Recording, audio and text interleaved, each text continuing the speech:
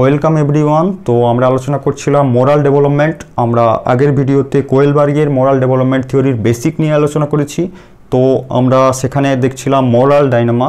তো moral dynamo হলো যে কোনো একটা সমস্যাযুক্ত পরিস্থিতি। ওকে, মোরাল ডাইনামা হলো সমস্যাযুক্ত পরিস্থিতি।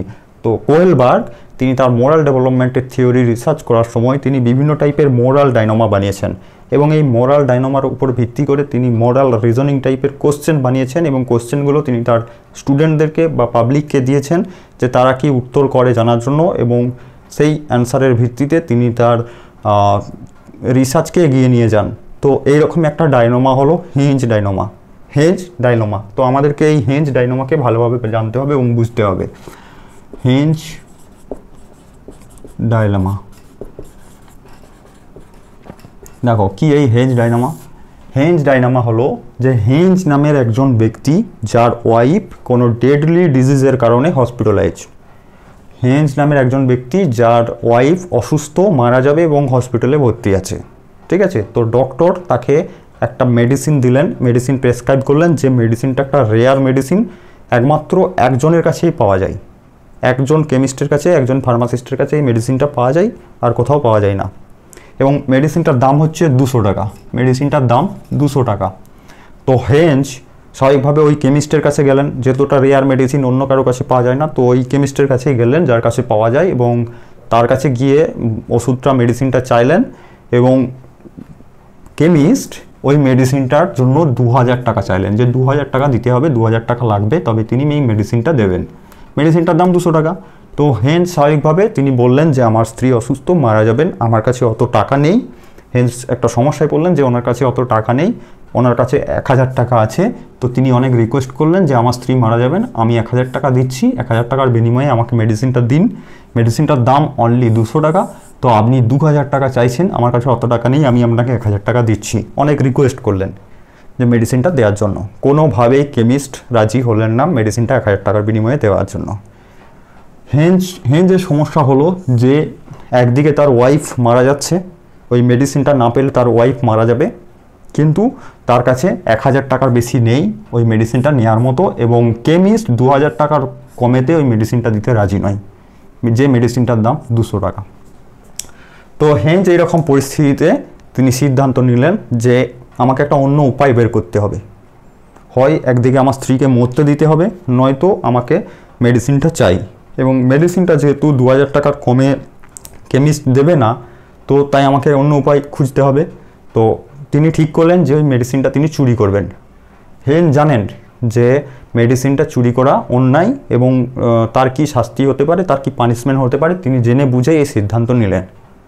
হেঞ্জ মনে মনে ভাবলেন যে আমি চুরি করে হয়তো আমার পানিশমেন্ট হবে, আমার জেল হবে, আমি জেল কাটবো, কিন্তু আমার ওয়াইফকে তো বাঁচাতে পারবো। তো এটাই হলো স্টোরি। এই স্টোরির উপর ভিত্তি করে কোয়েলবার্গ বিভিন্ন রিজনিং টাইপের কোশ্চেন বানিয়েছেন, যেমন যে হেঞ্জ যে সিদ্ধান্ত নিয়েছে মেডিসিনটা চুরি করবে, সে কি ঠিক করবে, এরকম টাইপের বিভিন্ন রিজনিং টাইপের কোশ্চেন বানিয়েছেন, এবং তিনি পাবলিককে, তার স্টুডেন্টদেরকে দিয়েছেন কোশ্চেনের অ্যান্সার করার জন্য, এবং সেই অ্যান্সারের ভিত্তিতে তিনি রিসার্চ করেছেন। তিনি একটা জিনিস খেয়াল করেছেন যে তিনি যে রিজনিংগুলো পাবলিককে দিয়েছেন তাদের মধ্যে বিভিন্ন বয়সের মানুষ আছে, বিভিন্ন ধর্মের মানুষ আছে, বিভিন্ন জাতির মানুষ আছে, বিভিন্ন কালচারের মানুষ আছে, এবং বিভিন্ন পেশার মানুষ আছে। তো তিনি একটা জিনিস খেয়াল করেছেন যে যেসব উত্তরগুলো পেয়েছেন সেই উত্তরগুলো তিনি 3টে গ্রুপে ভাগ করেছেন, 3টে গ্রুপ ভাগ করেছেন। একটা হলো যেসব উত্তরগুলো পেয়েছেন সেটা হলো, দেখো, প্রি অ্যাডোলেসেন্স স্টেজে যারা আছে, প্রি অ্যাডোলেসেন্স স্টেজে যারা আছেন তাদের উত্তর প্রায় এক। ঠিক আছে, এবং যারা অ্যাডোলেসেন্স স্টেজে আছেন তাদের উত্তর প্রায় এক। এবং তিনি আরও দেখেছেন যে যারা পোস্ট অ্যাডোলেসেন্স স্টেজে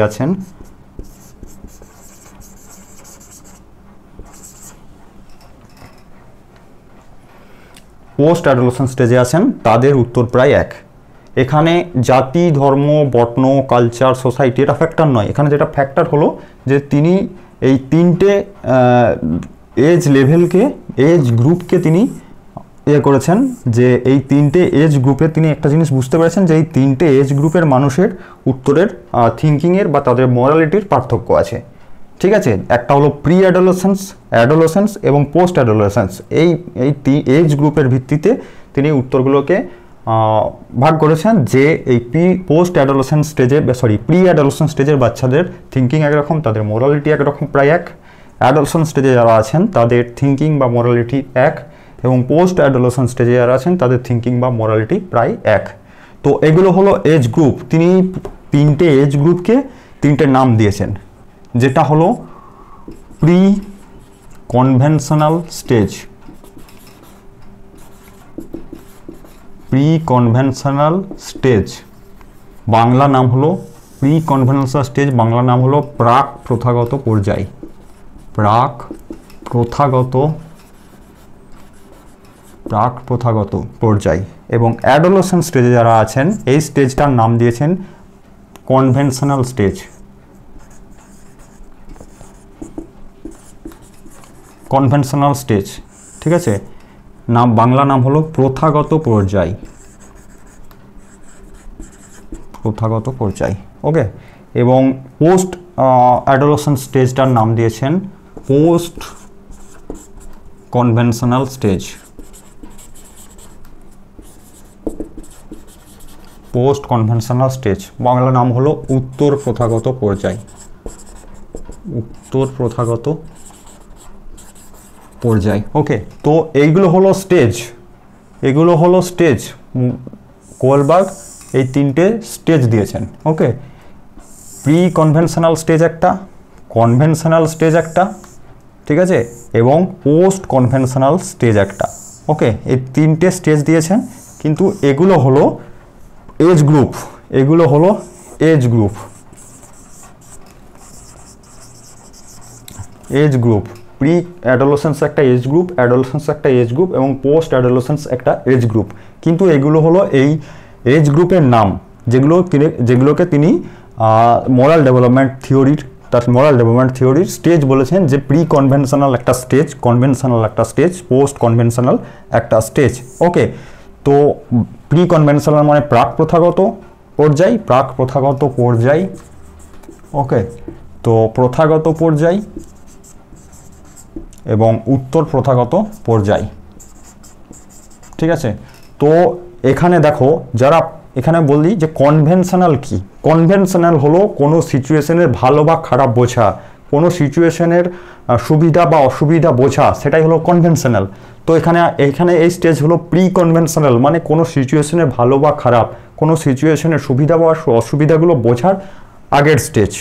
অর্থাৎ এই স্টেজের মোরালিটি হলো zero, zero morality, zero morality. ঠিক আছে, এবং কনভেনশনাল হলো social morality, social morality. Social morality এই কারণেই যে এই স্টেজে বাচ্চারা কোনটা ভালো বা কোনটা খারাপ, সুবিধা বা অসুবিধা এসবগুলো বুঝতে পারে, এবং সেই সঙ্গে তারা সমাজে কোনটা গ্রহণীয় বা গ্রাহ্য বা সমাজ অনুযায়ী আমাদেরকে কি সিদ্ধান্ত নিতে হবে, ঠিক আছে, সেটা তারা বুঝতে পারে। ঠিক আছে, সেটাই হলো কনভেনশনাল স্টেজ, এবং এই স্টেজের মোরালিটি হলো সোশ্যাল মোরালিটি। ঠিক আছে, এবং প্রি কনভেনশনাল হলো জিরো মোরালিটি। কিন্তু পোস্ট কনভেনশনাল হলো, যারা পোস্ট কনভেনশনালের মানুষ কি করে, এই যে সামাজিকভাবে কি করা উচিত বা কি করা উচিত নয়, বা কোনটা সুবিধা বা কোনটা অসুবিধা, এইসব ব্যাপারগুলো বোঝার আরেক ধাপ উপরে, যে আমার ব্যক্তিগত নৈতিকতা কি, আমার এখানে ভূমিকা কি, আমি কি করব, আমি কি সিদ্ধান্ত নেব। অর্থাৎ এই স্টেজের মোরালিটি হলো সেলফ মোরালিটি, সেলফ মোরালিটি। ওকে, তো দেখো এই 3টে স্টেজের আবার 2টো করে সাব স্টেজ আছে। কোয়েলবার্গ এই 3টে স্টেজের আবার 2টো করে সাব স্টেজ দিয়েছেন।